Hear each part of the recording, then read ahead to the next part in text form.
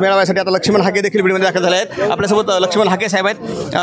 हाके साहेबांना आपण बोलण्याचा प्रयत्न करूयात। एक मिनिट हाके साहेब एक मिनिट हाके साहेब मेळावा होता काय सांगता?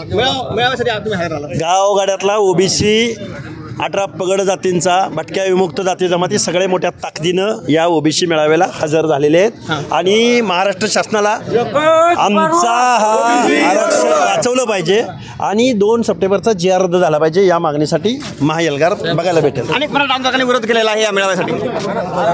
कशाबद्दल? भुजबळ साहेबांना बीडमध्ये येऊ देणार नाही, त्यांनी राजीनामा देऊ नये असं म्हटलंय। काय बीड काय कोणाच्या बापाची जागिरी आहे? 7 बारा आहे त्यांच्या नावावर। काय आम्ही लोकशाहीमध्ये राहतो, आम्ही राहत नाही का बीडमध्ये? त्यामुळे हे कोण चिल्लर चाळे सोडून द्या विषय। तर हे लक्ष्मण हाके आणि बीड ही कुणाची जहागिरी नाही असं लक्ष्मण हाके यांनी सांगितलेलं आहे। बीड कुणाच्या बापाची जहागिरी नाही आणि बीडमध्ये कुणीही येऊन मेळावा घेऊ शकतो असं त्यांचं म्हणणं आहे। कारण मुकुंद स्वामी आप्पासाहेब मोरकर, लोकाशा टीव्ही बीड।